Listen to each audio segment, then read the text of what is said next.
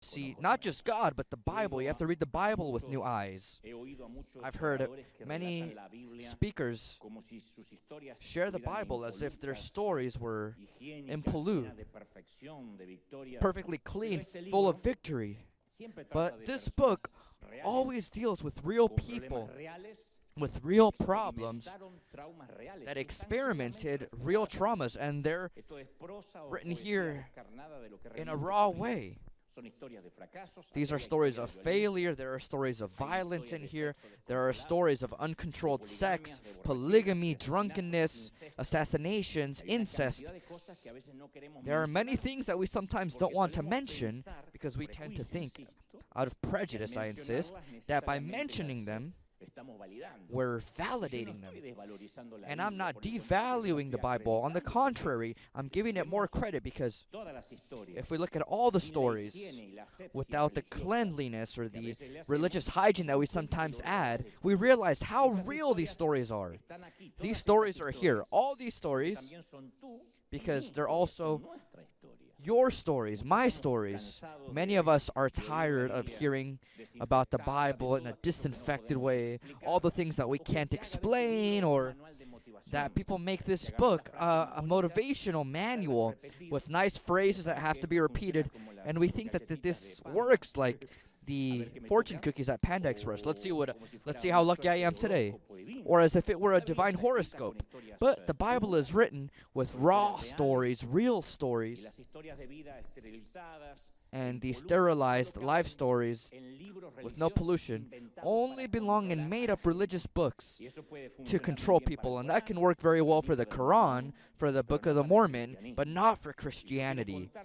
And I want to tell you one of those raw stories out of the many that we can find here, just as it appears in Scripture without adding or removing to the chronicle that appears. One morning, it could have been one of the many mornings of the routine in the Palace of Jerusalem. A little boy, a young boy, wakes up in his royal crib because he's the prince. He has his royal diapers changed. He's given his royal pacifier with his royal milk.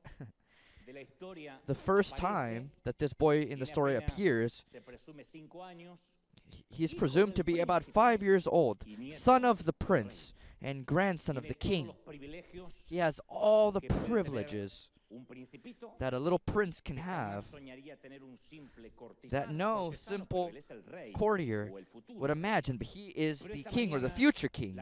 But this morning, the chronicle says that something interrupts the royal breakfast of our future king, a tragedy, a misfortune, an unexpected turn of events.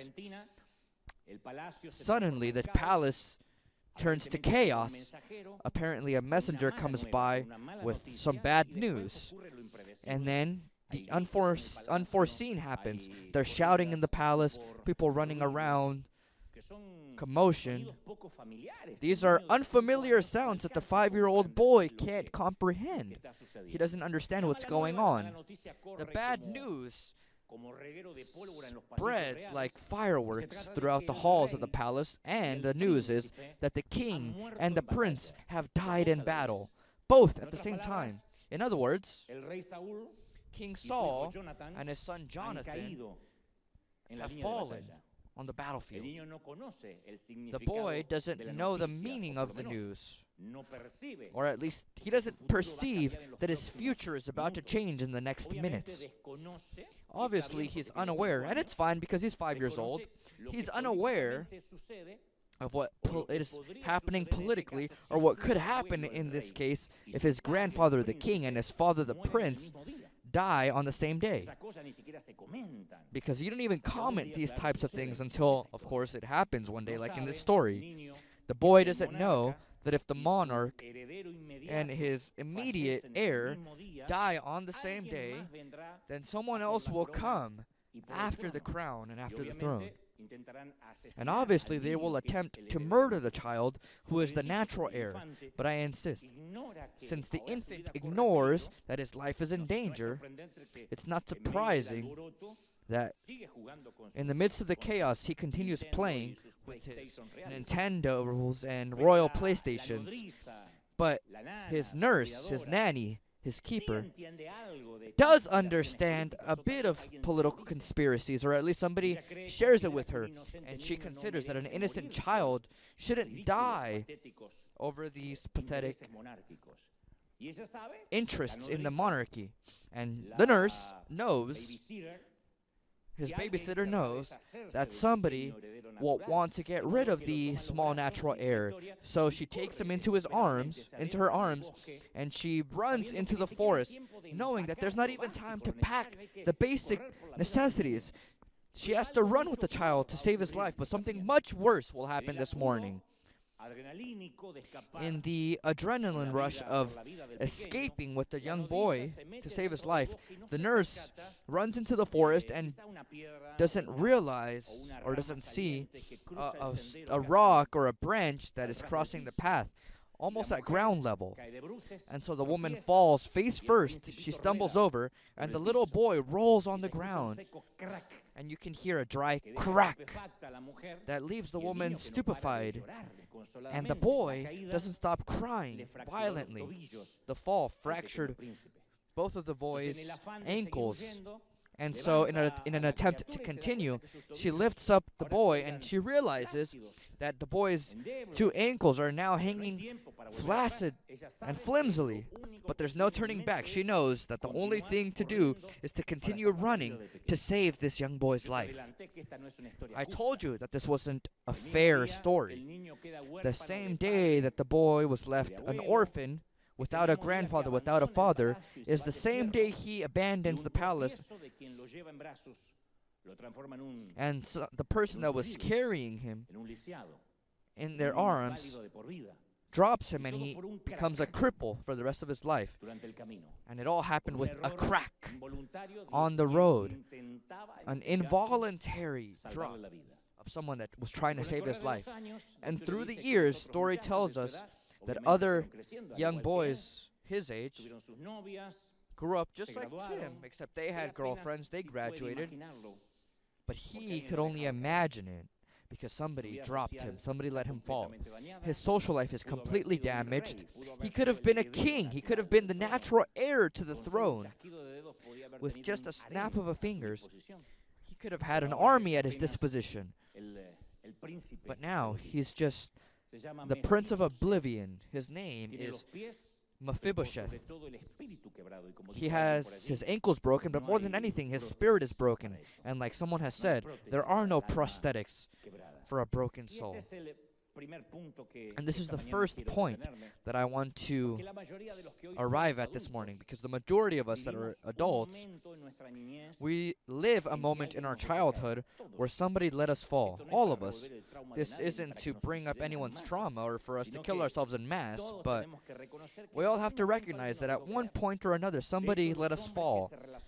In fact, men that relate with women have to be aware that they're dealing with the results and influences of that woman's experiences in her childhood. She conserves a little girl inside of her. The same thing goes for women that live with an adult man. They should also be aware that they're in continual contact with that boy that man once was. It's not the same thing as marrying someone that's immature. I'm not saying that. I'm talking about the fact that all men hide a boy behind traumas, biases, beliefs. So you can't confuse the glamorous sound of high heels and makeup, designer suits that gentlemen wear. No, you have to learn to hear the sound of those little feet. Those feet formed by adversity, by hidden secrets. A spouse can get to know their partner that's by their side only if they can help them heal at one point or another those wounds from childhood. You don't have to be a psychologist or a therapist for that. You just need common sense. We all have that pain of that crack that cosmetics can't hide. It's that broken little boy that always has that adult captive, that adult that's now very quiet. My mother and I, her children, we always complained about my father's prolonged silence. He was worse than Homer Simpson. He never spoke. So my father's communications were, At most, through inhumane efforts, he would say, ask your mother. That's all he would say. And my mom would say, how can you be so quiet? But then, our grandmother, his mother, the German, came to live at home with us for some time, and she told us about the childhood that my father had gone through, him and his other brothers. And there we understood that it was a miracle that my father was still breathing. It was a miracle that he would go on to have a family. And then we understood his silence. Behind that rough, hostile, irate man, what we found was a scared little boy. And through the years, I've learned that God is the only one that has the ability to erase what sex, what wine or money can't make disappear. God is the only mender of broken ankles, broken wrists. He is the one that heals the trauma in that quiet man that simulates rudeness. I know many of you must know someone like this if we don't have someone like that here today. God is the only one that can heal that woman that has that empty gaze that not even the best eyeliner can hide. And Jesus said that he came to heal those that were broken in their hearts. And in Greek, the term for broken means shattered, literally shattered. That's what happens when you push a glass jar or a glass cup off the kitchen counter. That glass cup will break into so many pieces that it'll be impossible to recover. It's better to throw it out. The second word in Greek is cardia. When he said, I came to heal the brokenhearted, he used the word cardia, which means heart, which is where we get the word cardiac or cardiology from. Jesus was saying that he can make our hearts, or he can do for our hearts, what would be impossible for anyone else. And some of us that were dropped at one point or another, maybe we didn't break our ankles, but our heart was shattered into pieces in one way or another. It's possible that we all have a sad story to tell. If I were to ask, who has a sad story? We would stay here to live because we all have a sad story to tell. But without a doubt, the most painful thing is that the people that we trusted in the most, these are the people that on certain occasions dropped us on the ground. They let us fall because it's your dad that tells you that you're beautiful. The first compliment you'll receive from the opposite sex is your father, your first boyfriend, the one that'll say, you're so beautiful. Even if you're ugly, your dad will tell you you're beautiful. Fathers always lie. Your dad will tell you, you're a champion, little boy, even if you're a loser. Your dad is the one that carries you on his shoulders, the one that fights against the monsters under the bed, the one that tells you you're worth a lot, the one that tells you, little girl, don't agree to the first boy that wants to take you to bed. But one day, that dad abandons you when you need him the most, or a close cousin or an uncle or a neighbor. A close family friend takes away the most precious thing that you had, which was your innocence. Or maybe something even more complex that you wouldn't even dare share with your friends because you don't talk about those things. These are things that you can't really explain or you can't articulate. But maybe on your wedding night, you felt violated by your own husband. That's why I say it's impossible to share, because people will say, but he's your husband. But maybe that first night you didn't feel loved or valued. And it was like a crack, a silent, intimate crack. And so for the rest of your life as a couple, you decided to have sex without a soul, without having to connect ever again. You just gave up your body, but you closed off your heart. Crack. That's the sound, the common denominator in all these cases. Someone suddenly lets us fall, they drop us, and they leave us crippled in our hearts, paralyzed in our soul. And on certain occasions, maybe they were just angry words that were used often in our generations. Our parents, when they were angry, they would say anything. But those words were enough to yank us out of the palace and to leave us in the forest. And they marked us, because you see your parents as great heroes, and then one day, in a moment of great anger, they tell you that you're an idiot, that you're stupid, that you're foolish, and you believe it. You assimilate these words, and they're left in your mental engram forever. I've shared on various occasions that when I was 5 years old, my dad said he was completely drunk. He was drunk. I wasn't drunk. I wasn't drunk at 5. My father was drunk. He was completely drunk, and at one point, in fact, he even wanted to take his life. He yelled at me and said that I was at fault for my mother's cancer, and I was the reason she was dying because her pregnancy with me. Those pregnancies where you ask, did you want to have me? And they say, no, you were a tumor. You were just a scare. Well, that scare, you're looking at him today in person, but that scare coincided with my mother's cancer. And so the doctors back in those days would say, it's very likely that this pregnancy accelerated the cancer. So my dad, in a moment of drunkenness, he blamed me. He said, it's your fault your mother's dying. And I could never forget that gaze, that look of hate. And so I reasoned, there must be something wrong with me because my dad loves me, and so if he says that there's something wrong with me, there must be. So I never allowed anyone to get close enough to see what my father had seen in me. I still wasn't aware that in the following years, I would have serious problems with speaking. But I remember it all, as if it were today. Everything got worse after that day. And after the age of 5, I was a sad boy. I was withdrawn, incapable of reading emotions. I couldn't read or express emotions. And during much of my childhood, I could have sworn that I didn't have a future, that I wasn't intelligent, that I hadn't been born with any gifts.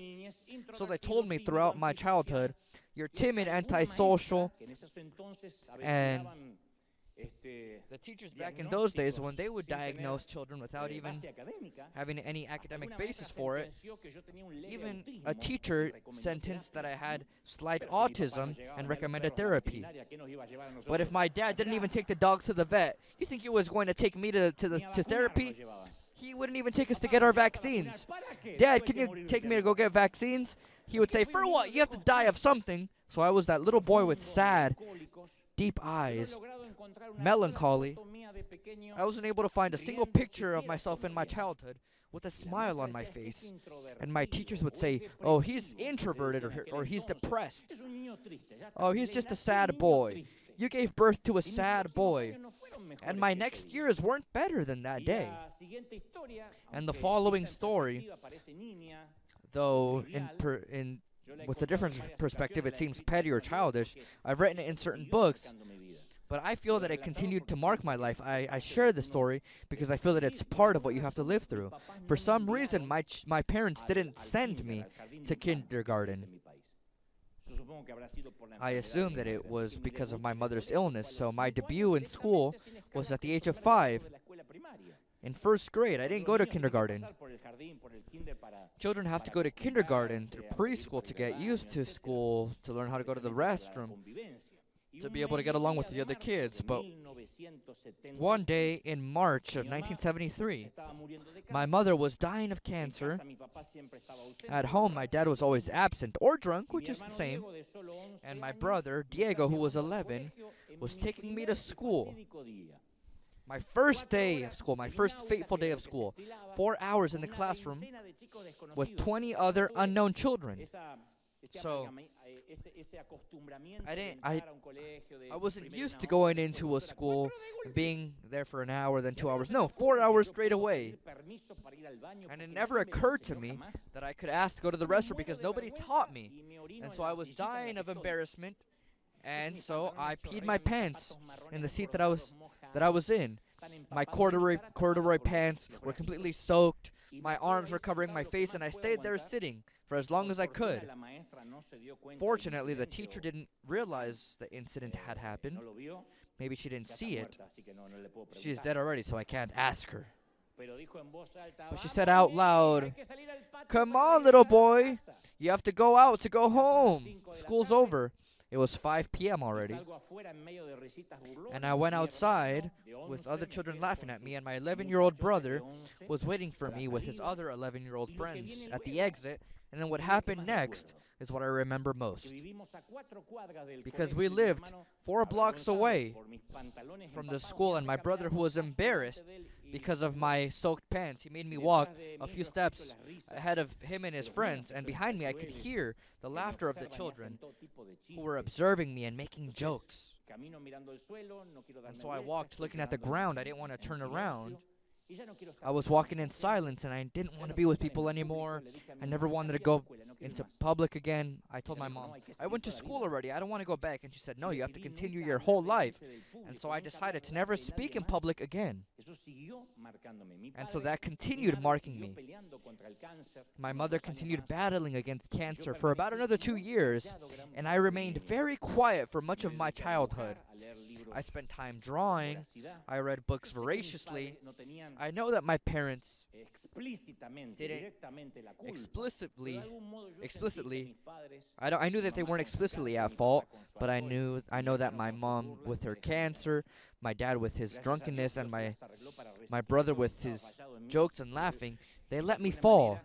But everything that was failed in me, God turned it around so that He can capitalize it all and turn me into the man I am today. But that was one of my cracks. It doesn't necessarily have to be sexual abuse or a trauma of being left as an orphan. Sometimes there are small details that when we dig and excavate archaeologically, we find them in our past, and they determine how we see life as an adult. The second point in this story is that maybe this young prince, maybe he was never able to comprehend the motivations of the nurse, that the nurse was trying to save his life. I think that the little boy, the kid, as he grew up, I'm sure that he cursed the nurse on more than one occasion, or maybe he did it frequently. Something like, you should have been more careful. How can an adult woman be so stupid to stumble over a branch? What do you mean you didn't see it? Why weren't you just holding my hand? I was 5 years old. I could have ran with you.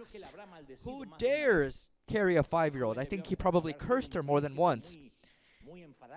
The young boy might have been a very upset prince. I don't know if you've ever seen someone's eyes ablaze, someone that went to hell and was burned by their own story. Most likely when somebody suffers a lot, they hide their pain, shielding themselves with anger. When I see somebody that's angry, either they're a mother-in-law or they had a bad childhood or a bad life.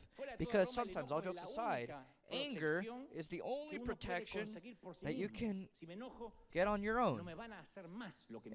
If I get angry, they'll never do what they did to me again. There are some people that are just scared cats, trying to act like lions in hopes that nobody will find out that beneath their roar there are no teeth, just tears. When somebody's very upset, generally speaking, it's somebody that has gone through a lot of pain. Then there are those of us that get mad from time to time, but there are others that are mad all the time. You say, hey, good morning, and they say, roof. It seems like a woman probably recognized that bark, huh? There is a great British writer named Florence Smith that attributed a great portion of her writings to her difficult childhood. And one of her most famous poems is from 1957, and it's titled, I'm not waving, hello, I'm drowning. I'm not greeting you, I'm drowning. And she spoke of a woman drowning in the sea, and she can't get the help from anyone that's watching from the shore. They see her, but they assume that she's just greeting them, so they continue on their way, possibly even waving back, allowing her to drown. I'm not waving, I'm drowning, the poem says. And even though sometimes people don't notice, we're also saying the same thing. We say, I'm not greeting, I'm not waving, I'm drowning. We try to ask for help, but sometimes people don't see us. And when we're children, we don't even know how to ask for help. I always say that old wounds have a very good memory, but abysmally poor interpretative skills. Because when you're a child, you interpret things differently. We call it a memory of the memory. It's true that pain keeps memories fresh, but pain in the brain also has a resource. God formed it in a way to where it'll try and shield, cover, or edit what truly happened. And on certain occasions, that's good because you don't remember the entire trauma, but sometimes we reach the wrong conclusions. And so we always look for a nurse to blame for what happened to us. And I've learned with life that in the game of fault, nobody ever wins. That's like the casino. The house always wins. Those that blame others for their own emotions spend their whole lives making others responsible for their destiny. They say, no, I did bad in life because my parents didn't raise me right, or because I was born in poverty. Others say, no, I'm in debt, but because of this government. With the previous government, you were also in debt. Yeah, but a little bit less. Others say, no, I don't go to church. I don't get close to God because a priest or a pastor, they hurt me. And so after that, I vaccinated myself against God. I read a book recently called The Anatomy of Stupidity. I recommend it. Don't give it to a friend because they're going to think it's an indirect. But I liked it because it said that stupidity isn't a defect. It's not an insult because it's not a congenital defect. You can't say, oh, my dad was stupid, my grandfather was stupid, so I inherited it. No, it's a learned condition. You have to learn. You go through a course of stupidity. And part of that learned stupidity is victimizing. That's stupidity learned by excellence. When you make yourself the victim and you say, well, it's what I was dealt. It was the nurse's fault that I am the way I am. When you live your life blaming others, the only thing that we're going to accomplish is anger. And the third point in this story is how someone might have lived this trauma, someone that was included in this story as just a supporting role. The nurse. We always think about the boy who was left a cripple, but what about the nurse? The guilt that she must have felt, that she had to deal with for years, right? How many times do you think she dreamt of that escape from the palace once and again? On how many occasions do you think she recounted that tragic morning, thinking if she would have left sooner, if she would have left later, if she would have taken another path, if she would have looked down and noticed the branch? The young boy would be fine. He wouldn't be a prince because he had to be exiled, but he would have use of extremities. She probably thought, why did I drop him? Because the young boy blames her all the time. I've heard of many people that battle against a distorted image of something that happened in the past. And they are left self-obsessed over what happened. There are people that say, I heard during counseling once that a woman said, my mother used to say that I am toxic, and she's right. I damage everything that I touch, all the relationships that I'm in. Other women have said, my first husband was an abuser, and now my current husband abuses me as well, so I think I attract these men. Maybe I deserve it. Another woman says, I can't have children, so it must be a punishment of something that I did in the past. The point is the same. What's wrong inside of me? And the opposite of those that blame others, you can also find people that blame themselves. If I were a modern preacher, I would tell you, tell the person next to you, don't blame yourself. But I know that there are many people that feel blame over everything. And when that happens, what do? Well, we look to relate or get closer to people that make us feel more and more blame, more fault, and that attracts us. And that has to do with the natural attraction. If you were brought up in a home where everything was chaos, you know there are homes where everything's crazy, shouting, pass me the salt, what? So, chaos for you is normal. If shouting and tantrums filled your mind when you were young, then chaos is your soundtrack for your adult life.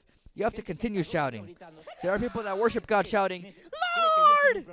Because they think that God has a problem with hearing like their husband does. So they shout. Shouting is your soundtrack. If your family was cold and not very expressive, then you tend to drag that treatment on with your spouse. You say, oh, well, my dad was cold. He wouldn't even say good morning. Well, then why do you have to repeat the pattern? Well, because that's how my dad was. And your grandpa? Even worse. If your sexual purity was violated or altered when you were a little boy or little girl, well, then maybe sex is the first thing that you offer in a relationship because that's what was expected of you, or because you believe that in offering that, that's where your value resides, and that's where your personality is validated. Really, the opposite should happen, but when we haven't resolved certain problems, our lives always gravitate around the bad things that we know. And since we always desire to close cycles, God created us to close out seasons without believing it or knowing it. We're attracted to the same thing that we never resolve to see if we can close that cycle. I know women that were brought up by violent fathers, and when they got married, they chose a man that looked just like their father, and you feel like saying, really? Because by not resolving it, they chose what they already knew.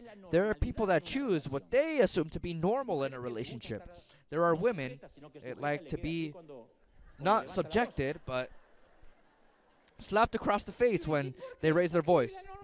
And you ask why? Well, that's their normal. They don't know what a healthy relationship looks like, and they don't know that they're in a cycle that they cannot escape. And I ask myself, if the nurse repeated that pattern of guilt, and I think that yes, she might have. She must have concluded that the same way she ruined the young prince's life, she must have said, the only thing they asked me to do was to take care of the king's grandson, and I couldn't even do that. So I'm sure that whoever I'm around, I'll definitely ruin their lives. That's why I don't believe that that woman ever got married. I don't think she ever wanted a serious relationship, because she must have thought, whoever I'm around, I ruined their lives. If I ruined a 5-year-old boy's life, what can I expect in my adult life? And the fourth point in the story is that we have to be aware this morning that maybe on top of letting us fall, maybe we've let somebody fall. I know, for example, that divorce is the end of a common dream. And when something collapses, the glass scatters all over. But that doesn't necessarily mean that if your dreams didn't come true, then your children's dreams can't happen. While you're in the process of picking up all the glass shards, you have to be careful to not involve your children. I know it sounds like something childish, and everybody would say, no, I could never. But the word pervert, according to the official dictionary, it means to deviate something from its natural use. Perversion isn't just sexual. When we deviate the natural use of a child, we're perverting them. And many parents caused us stress by perverting us with adult problems that we couldn't process because we were too small. Many separated or divorced parents take their children as hostages or want to make them accomplices to bring them on their side of the divide. But they have to understand that there's two agendas. One is their marriage and one is the family. Maybe their marriage was damaged, but that family relationship can't be damaged. I know it's difficult, because although your partner has failed you in your marriage, you still have to honor them as the mother or father of your children. Because when you poison them, no matter how upset you are, I'm not minimizing how upset you can get. When we poison a child in respect to their mother or father, we're not punishing our partner. We're letting our child fall. We're letting them roll on the ground, breaking their ankles, repeating the same stories that we went through. So maybe you weren't able to solve your relationship, but save your kids. They never asked to become victims of a war that they didn't declare. They're the prophecy, and they deserve to not be dropped. They deserve for God to fulfill the purpose in their lives, and even when they're adults. They don't deserve to roll on the ground.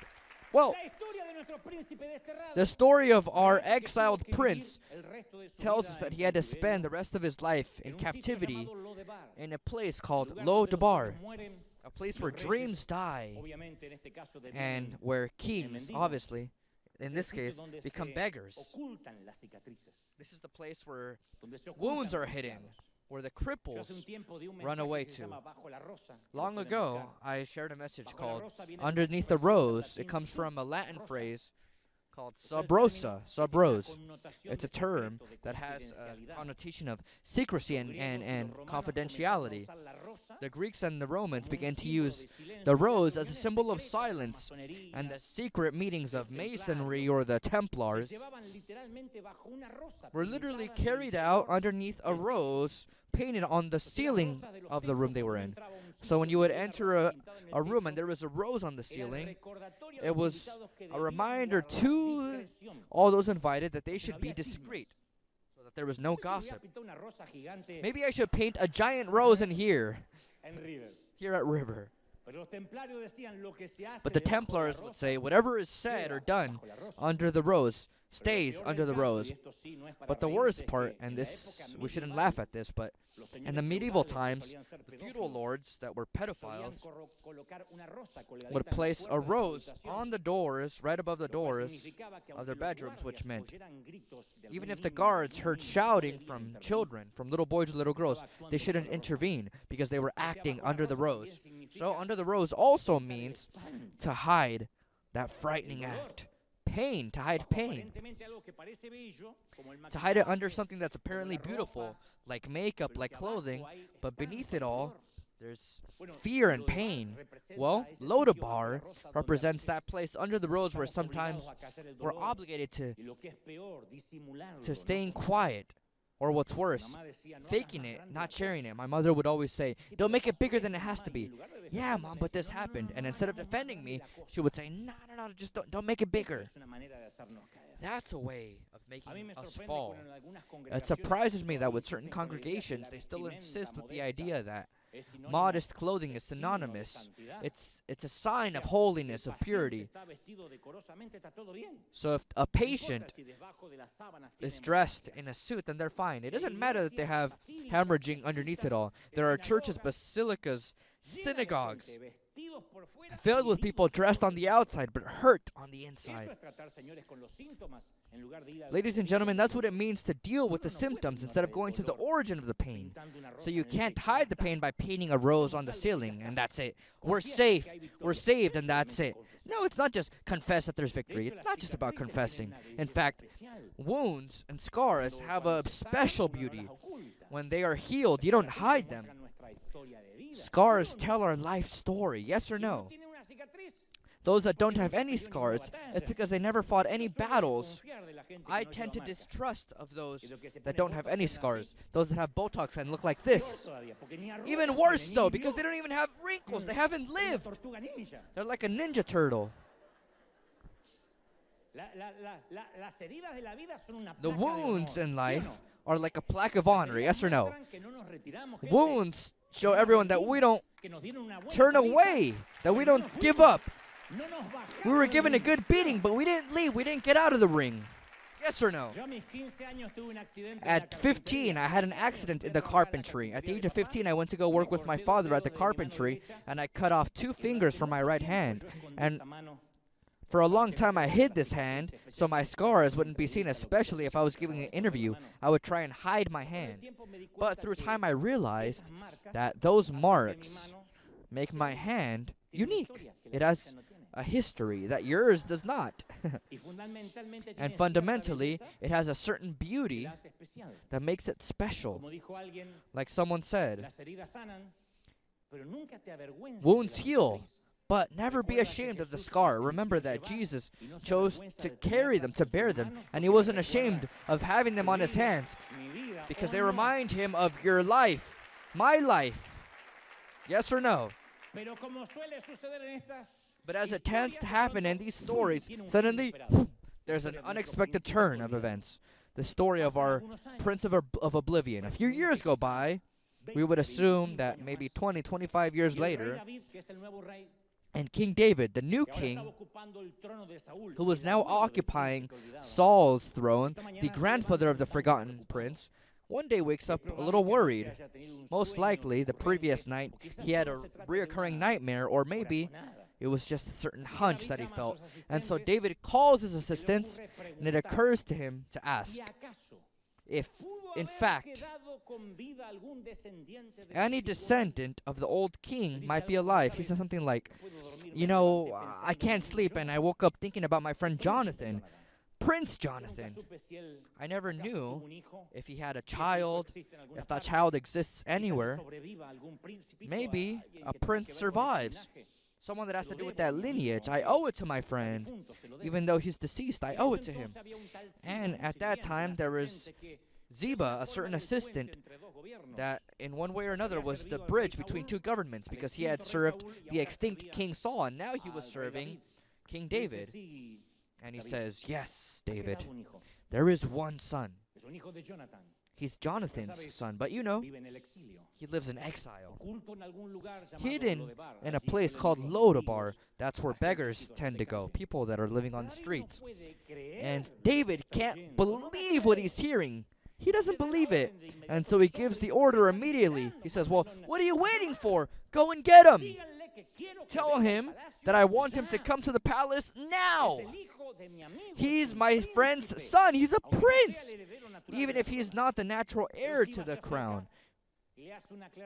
But Ziba clarifies and says, well, there's a small problem, Your Majesty. The man is crippled.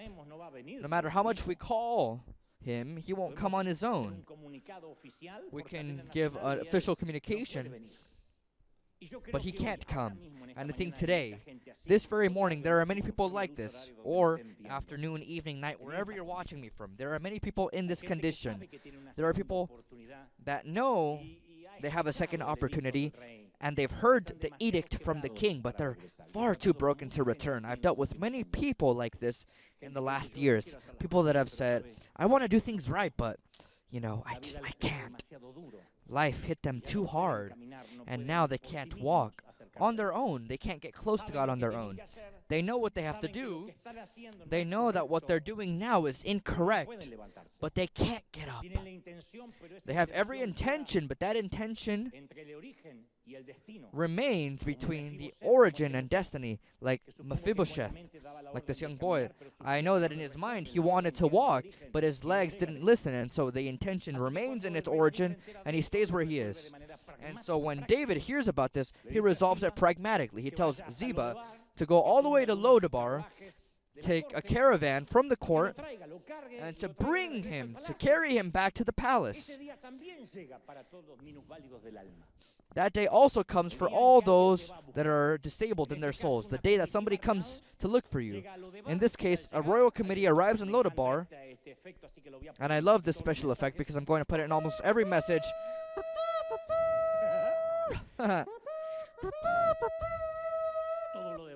All of Lodabar burst into commotion. It's not the same trumpet as Mr. Cohen. It's another one.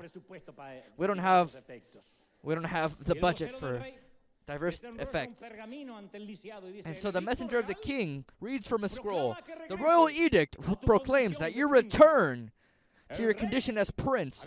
The king has asked you to join him at his table with the rest of his princes, his children. On this day, it is edict and law, and one that was taken away from the palace, being a child, now returns, carried to the palace. Now as an adult, he returns to the silence of the palace.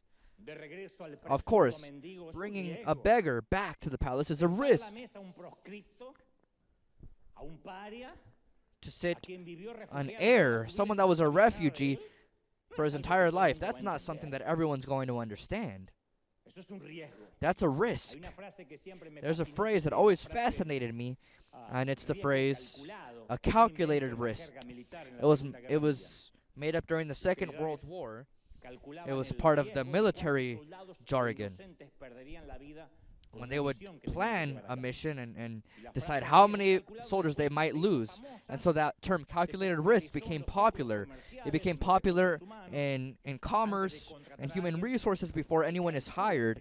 They calculate the risk if the potential value of obtaining them goes beyond the cost to hire them. And if the value is greater, then they'll take on the risk. Your wife says, Mom wants to come over. You have to calculate the risk. Should I deal with my mother-in-law or have problems with my wife? Well, that's a calculated risk. It's all fine, but what happens when Christianity becomes a matter of calculated risks? What happens if our churches are constantly calculating the risks of what will people say? What happens when Christ's followers, when we become afraid of risks? We don't want to run risks, and so we just stay in our comfort zones. What happens when we see people that are not waving at us from the sea? They're drowning, but we don't want to wave back, or we don't want to save them. You say, I don't want to get wet. And when you spend enough time seated at the king's table, it's very likely that our memory will become fragile. And you almost feel entitled to be at that royal table, and we forget that one day we were also broken. But all the other cripples are not just unbelievers. Worldly people know they're souls in need of God's love, and sometimes we forget that we also need mercy. We can't give what we don't need, so we have to go out and look for those that are far too broken to be able to come. Not everyone will come to church next Sunday and wait in line at 6 a.m. No, sometimes we have to wake up and help someone else survive. Sometimes we have to tell someone, hey, let's go to church and then I'll invite you to lunch. Even though it'll cost you something, that's a calculated risk. But we have to help others get through what we've been through already. God helps us recover from all of our wounds and scars, but not to put us in a museum, but so that we can help others that are going through that same pain, so that we understand those that are going through the same situation. And so our purpose is found where our misery once was. Our purpose isn't to sit at the king's table. Oh, now I come every Sunday and I spend 2 hours here. No! Our purpose is not to sit at the table and debate about the napkins, the glasses, the silverware. No, our purpose is in Lo Debar, that same place where we cried. That is the place that will bring healing to those that are going through that same pain. Am I clear or not? That's the place we should go back to help them escape their confinement. Romans 9:23 says, He does this to make the riches of His glory shine even brighter on those to whom He shows mercy.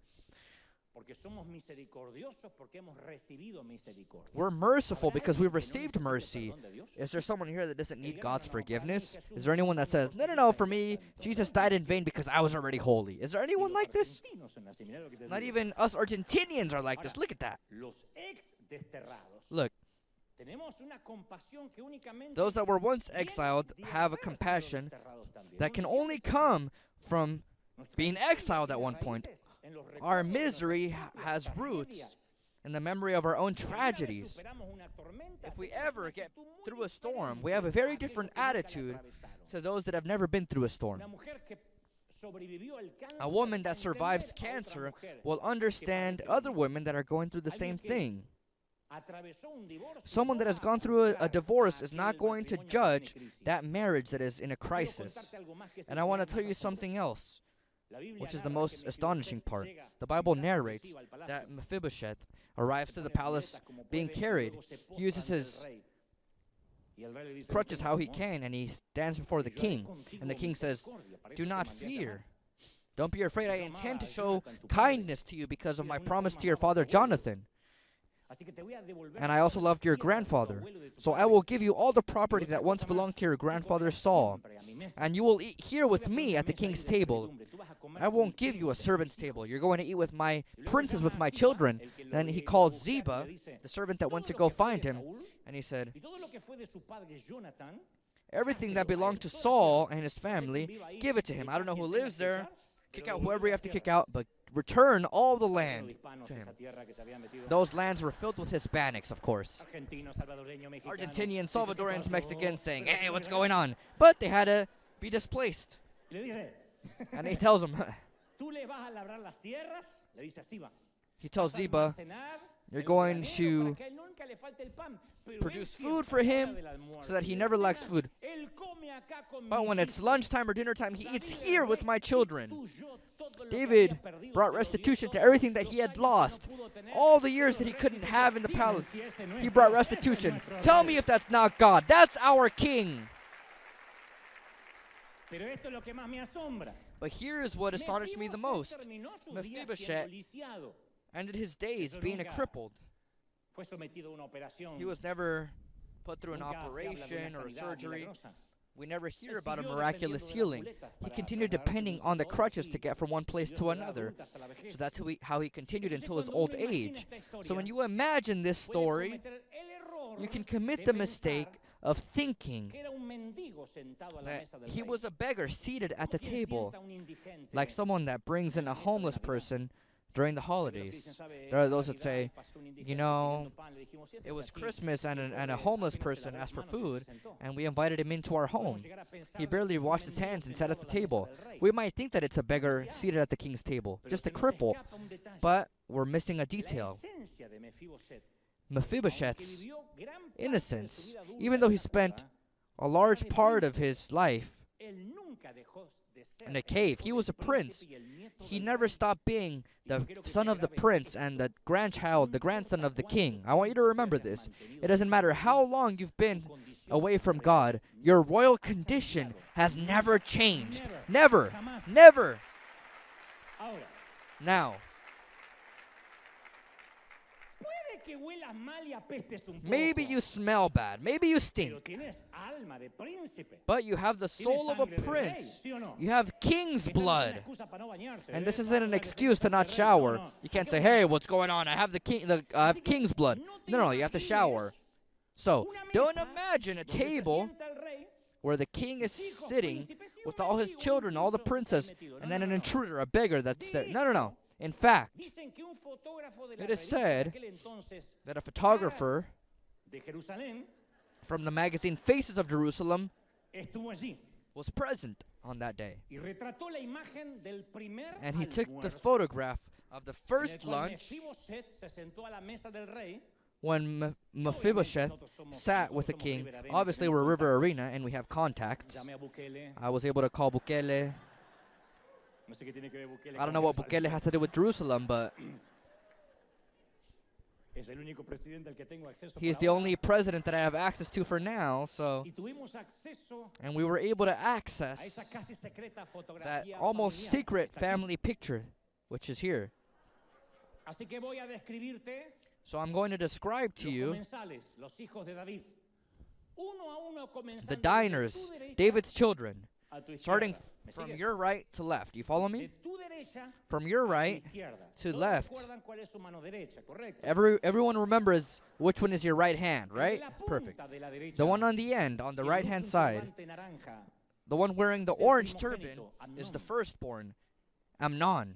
The second next to him, with the thick black beard, is Daniel, another one of David's children. The third one, with his head inclined, is Solomon. He's the one that will inherit the throne. The fourth one, from right to left, with the red turban, is Adonijah. And then we get to the one with the crown, King David. The second one after the king, or the next one after the king, is Absalom. The one with the longest hair. It's just that he has to pick it up for dinner. Then next to him, the beautiful Tamar, of course. Almost behind her, we find Shephatiah. The two on the end, on the left, the last two, are Shammua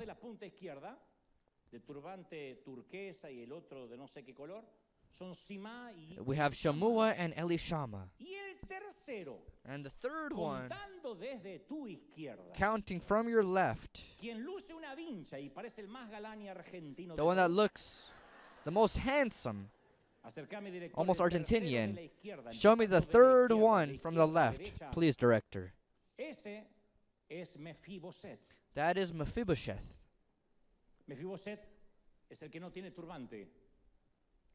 Mephibosheth is the one not wearing a turban.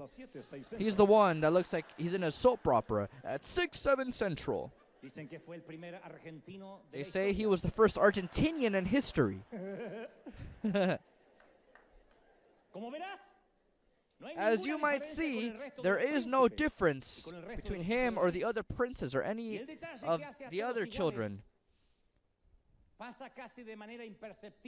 happens almost in secret, but I'm sure that this detail, nobody saw this detail. This is the most important detail in the whole picture. I dare say that this detail, what I'm about to mention, is the main part. What unites them all? What makes them all the same? No, not the turbans. No, Mephibosheth doesn't have it.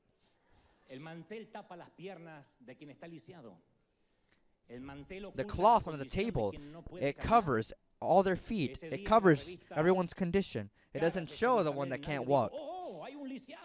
No one said, after seeing this picture, oh, there's a cripple. No, that cloth is God's grace, which covers up our wounds and makes us look like princes. It's marvelous, people, isn't it? Someone has to celebrate more than that. Now,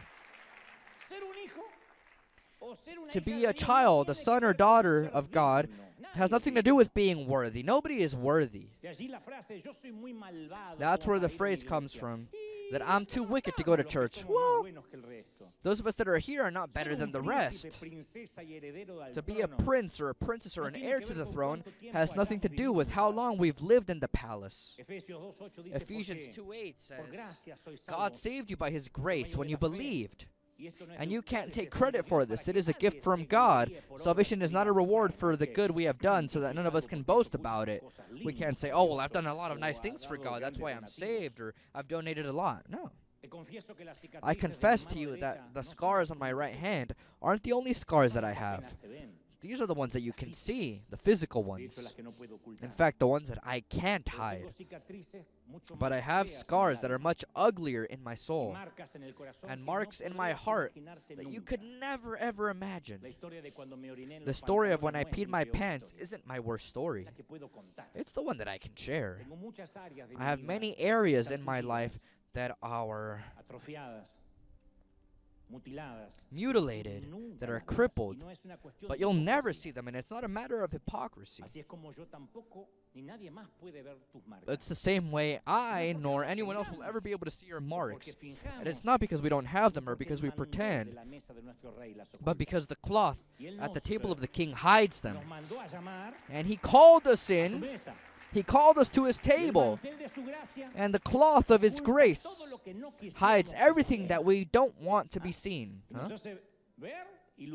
And it makes us look like princes and princesses. And though many of us don't want to share that we were,